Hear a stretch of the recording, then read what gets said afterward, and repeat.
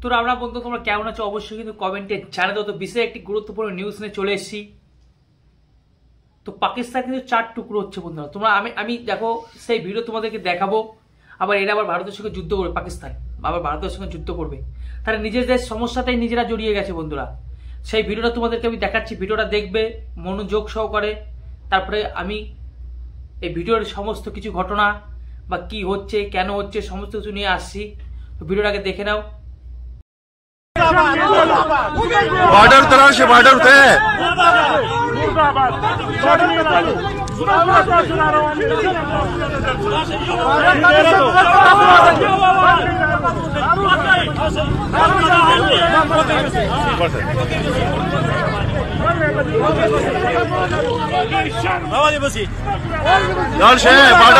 मुर्दाबाद इसके पीछे वर्दी है, इसके पीछे वर्दी है। मुर्दाबाद मुर्दाबाद इसके पीछे वर्दी है, इसके पीछे वर्दी है।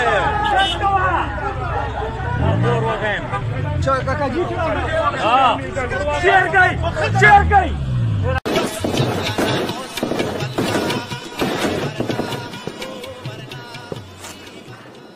हमारा गाड़ी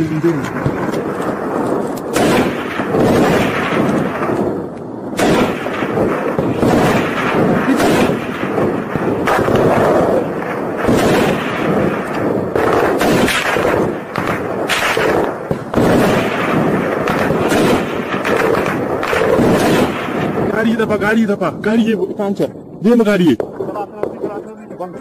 ये बीच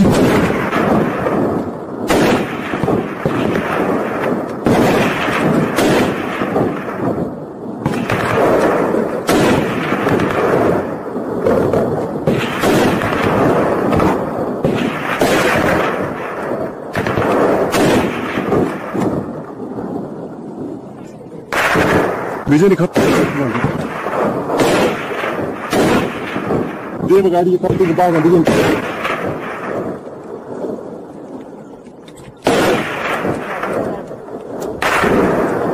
गाड़ी है देव गाड़ी है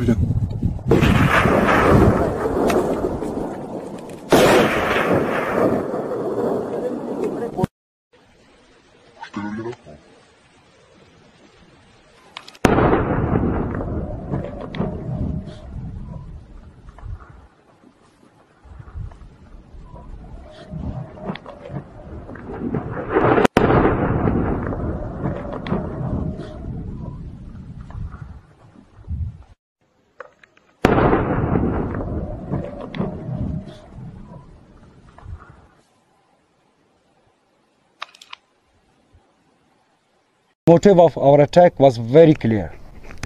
It was a simple and clear message to China and Pakistan to withdraw immediately from Balochistan. This warning to China and Pakistan was also given by our leader, General Aslam Baloch, but China failed to pay heed.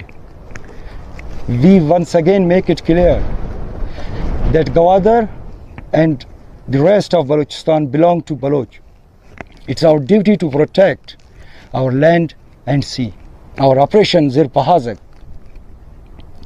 This is a continuous operation that has been initiated to safeguard the Baloch Sea from China, Pakistan and other foreign powers. China, you came here without our consent, supported our enemies, helped Pakistani military in wiping our villages. But now it's our turn. Baloch Liberation Army guarantees you that CPAC will fail miserably on Baloch land. Majid Brigade comprises of a large number of volunteers who are ready to sacrifice themselves to protect our land. A special unit in Majid Brigade has been formed particularly to attack Chinese officials and its installations in Balochistan.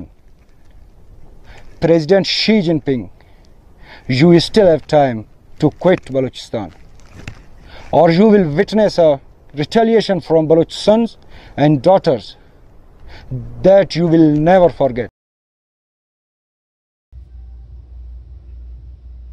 তো বন্ধুরা তোমরা কিন্তু ভিডিওটা দেখলে, আমি আবারও sound কমিয়ে ভিডিওটা এইখানে এবার দিয়ে দেবো। তো কি দেখতে পেলে বন্ধুরা? দেখতে পেলে যে বালুচিস্তান রয়েছে সেখানে কিন্তু সেনাবাহিনীর গাড়ি ঢুকছে এবং বালুচিস্তানের যে আর্মি আছে বা যে লোক আছে তারা কিন্তু ভাই রীতিমতো মুর্দাবাদ বলে কিন্তু গালাগালি দিচ্ছে পাকিস্তানি সেনাবাহিনীকে। তারপর কি হলো, তারা হয়তো ভেবেছিল পাকিস্তানি সেনাবাহিনীরা যে তারা গাড়ি থেকে নেমে সেই সমস্ত জনসাধারণকে মানে মারধর দিয়ে আর কি ঠিক করে নেবে, কিন্তু তারা হয়তো বুঝতে পারেনি যে তারা সবাই মিলে ওই গাড়ি দুটোকেই ভাই ব্লাস্ট করিয়ে দেবে। তোমরা সেটা সম্পূর্ণ দেখলে যে গাড়ি দুটো কিন্তু ব্লাস্ট করে দিয়েছে। তারপর আবার কি দেখলে, তারপরে দেখলে একটা জিপে করে, একটা গাড়িতে করে 4-5 জন কিন্তু মিলিটারি ভাই আসছিল, তাদের দিকে কিন্তু ভাই গুলি ছোড়া হলো। এবং কারা ছুড়লো এটা? Balochistan liberation army. সেটা তোমরা দেখতেই পেলে। এবং যে ব্রিজটা দেখতে পেলে সেই ব্রিজটা কিন্তু উড়িয়ে দেওয়া হলো। বিশেষ করে তারা কিন্তু ভাই সত্যি কথা বলতে চেকিং করে করে ঢোকাচ্ছে, কোনো পাকিস্তানি মিলিটারি যাতে বালুচিস্তানে যাতে না আসতে পারে, এবং তার জন্য তারা কিন্তু ভাই পুরো ব্রিজটাকে উড়িয়ে দিল।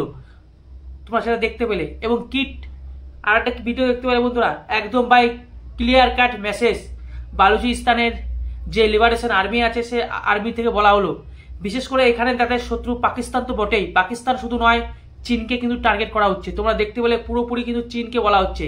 এখন তোমাদের মনে অনেকেরই প্রশ্ন থাকতে পারে যে বালুচরা তো ভাই ঠিক করে হিন্দি বলতে পারে না, তাহলে এখানে ইংলিশ বলছে কি করে?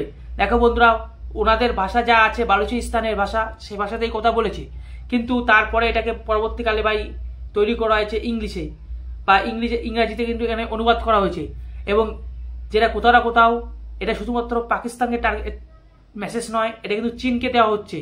কারণ তারা মনে করছে যে তাদের যে কথাবার্তা বা হিন্দিতে যারা টুকটাক করে বলছে সেগুলো চীনের কাছে পর্যন্ত পৌঁছাচ্ছে না। কারণ আসল যে ভিলেন, বালুচিস্তানের যে বাধা, স্বাধীনতা সংগ্রামীর বা স্বাধীনতার পথে যে বাধা, সেটা হচ্ছে চীন। তাই পুরোপুরি মেসেজটা কিন্তু এখানে চীনকে দেওয়া হচ্ছে। এবং চীনকে ভাই পুরোপুরি বলে দিয়েছে এরপরে যদি তারা যদি বালুচিস্তান ছেড়ে না যায় তাহলে বড় সড়ো কিন্তু আঘাত আনতে চেষ্টা করবে। এবার ডিটেলসে একটু পিছন দিকে আসি। আজ থেকে 1 থেকে 1.5 মাস আগে এরকমই কিন্তু ভয়ানক আকার নিয়েছিল এই বিদ্রোহীরা বা বালুচিস্তানের সাধারণ মানুষরা। এর থেকে বেশি ভয়াবহতা নিয়েছিল। কি হয়েছিল তখন? গোটা একটা ট্রেন পাকিস্তানের পুরো কিন্তু হাইজ্যাক করে ফেলেছিল।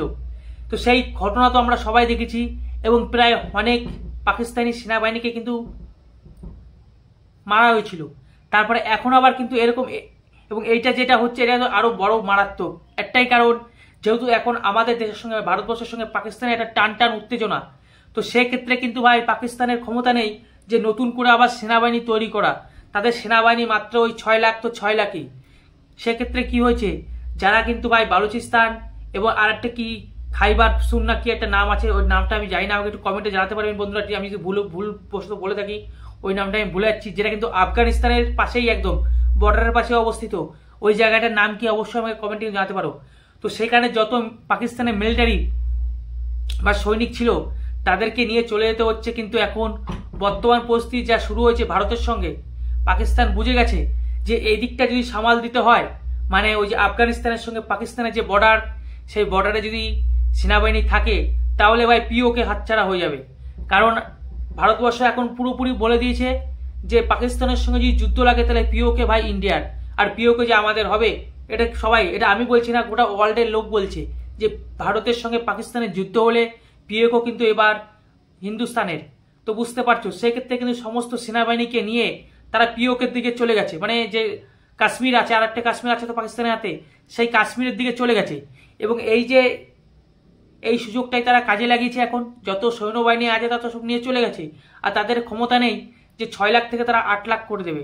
তো পুরোপুরি কিন্তু বালুচিস্তান ওই গোটা কয়েক পাকিস্তানি সেনা দিয়ে কিন্তু আর তো ঠিক করা যাবে না। তাই কিন্তু বালুচিস্তানের যে লিবারেশন আর্মি আছে তারা কিন্তু ভাই এরপর কঠোরতর বিদ্রোহ কিন্তু শুরু করে দিয়েছে। এবং তারা ভাই থাকতে চায় না পাকিস্তানের সঙ্গে।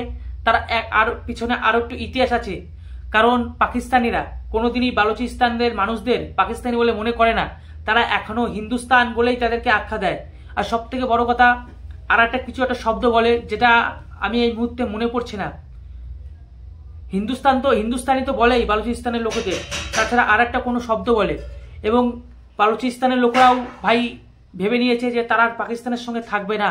তার একটাই কারণ, ওইখান থেকে যত টাকা পয়সা অর্থনৈতিক ভাই কালেক্ট হয়, বালুচিস্তানের লোকেদের কাছ থেকে যত অর্থনৈতিক কানেক্ট হয় সমস্ত কিন্তু নিয়ে চলে যায় পাকিস্তানিরা।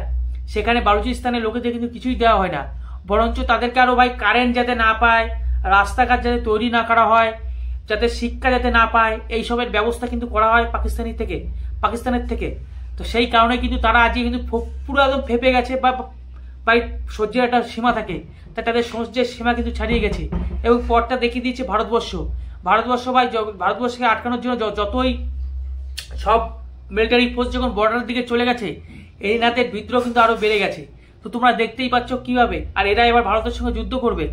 তো বন্ধুরা, বাংলাদেশিদের বলবো একটু ভালো করে নজরটা দিতে, এটা বিশেষ করে বাংলাদেশিদের জন্য বলছি আমি, কারণ বাংলাদেশিরা ইউটিউব চ্যানেলে এমন কথা বলছে যে যুদ্ধটা মনে হচ্ছে বাংলাদেশের সঙ্গে। ভাই এবার সব থেকে বড় কথা, বাংলাদেশকে তো আমরা পাত্তাই দিই না, সত্যি করে বলে রাখছি। এবার কথা হচ্ছে ভারতবর্ষ কেন পাকিস্তান এখনো আক্রমণ করছে না। দেখো বন্ধুরা, একটা যুদ্ধ শুধু মানে যেদিন হলো জম্মু কাশ্মীরে যে ঘটনা ঘটেছে, তার মানে এই নয় যে সেই দিনই ভাই আমরা বর্ডার টপকে গিয়ে পুরো একদম লাহোর দখল করে নিলাম। এইভাবে কোনোদিন যুদ্ধ হয় না, এটাকে বলা মানে এইভাবে কোনোদিন মিলিটারি অপারেশন হয় না বন্ধুরা। এর প্রতিটি একটা পদক্ষেপ আছে, সুন্দর সুন্দর পদক্ষেপ আছে, একদম পুরো একদম গুনে গুনে কিন্তু এগোতে হচ্ছে। কারণ ভাই যুদ্ধ লাগলে তো যুদ্ধ লেগে গেল, কিন্তু যে ইউএনএ আছে, জাতিপুঞ্জ বা আরো যে সমস্ত দেশ আছে, তারা কিভাবে নেবে। এবং আমরা তো পাকিস্তানকে চিনি, এখনই যদি ভারতের সঙ্গে যুদ্ধ লাগে, পাকিস্তান কিন্তু ভাই রাষ্ট্রপুঞ্জের লোককে ডেকে নিয়ে আসবে। তারপর যত মুসলিম স্টেট আছে বা মুসলিম কান্ট্রি আছে, তাদের হাত পায়ে ধরবে যে আমাদের রক্ষা করো, আমাদেরকে রক্ষা করো। তাই ভারতবর্ষটা বিশাল বড় দেশ, তাই ভারতবর্ষকে এটা ভাই সম্পূর্ণ হিসেব গুনে গুনে কিন্তু এগোতে হচ্ছে।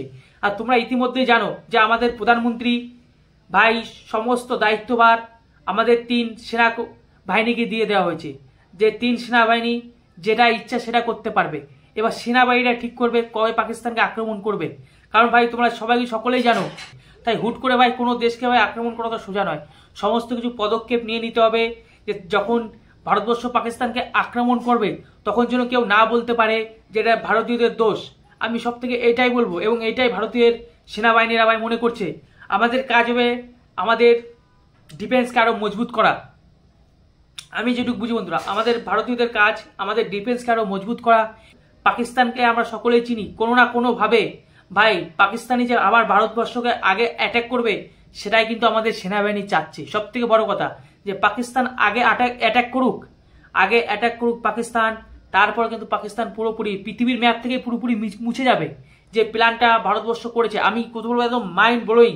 কারণ ভারতবর্ষ এখনো কিন্তু হামলা চালাবে না পাকিস্তানকে, একদম ভাই সত্যি কথা বলে দিচ্ছি।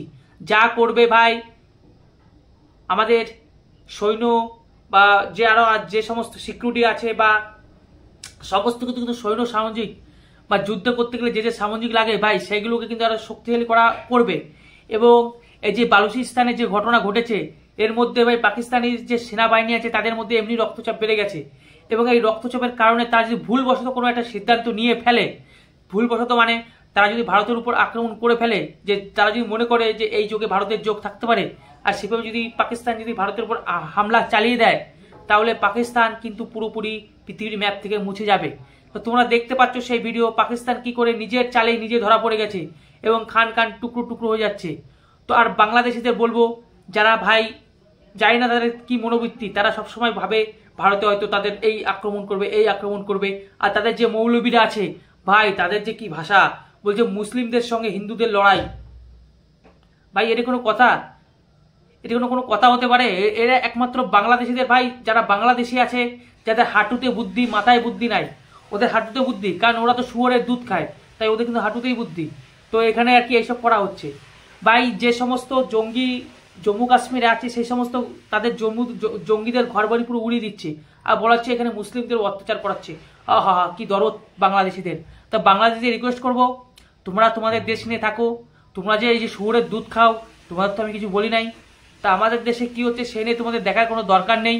তো বন্ধুরা, তোমরা তোমাদের মূল যে বক্তব্য এই ভিডিওটা দেখার পর অবশ্যই কমেন্টে জানাও। আমি এখানে সমস্ত কিছু বলে দিলাম যে ভারতবর্ষ এখনো কোনো আক্রমণ করছে না, সমস্ত ডিটেলে বলে দিলাম আমার যেটুকু মনে হয়। এবং আমি আবারও বলছি, ভারতবর্ষ এখনও কিন্তু পাকিস্তানকে আক্রমণ করবে না। প্রথমে কোনো না কোনো ছুতোয় ভাই পাকিস্তানি ভারতবর্ষকে আক্রমণ করবে, আমি 100% গ্যারান্টি দিয়ে বলছি। আর যেদিনই পাকিস্তান এই ভুলটা করবে সেদিনই পাকিস্তান পৃথিবীর ম্যাপ থেকে গায়েব হয়ে যাবে, একদম পুরোপুরি, কেউ আটকাতে পারবে না। ও তোমাদের কি মনে হচ্ছে কমেন্টে জানাতে পারো।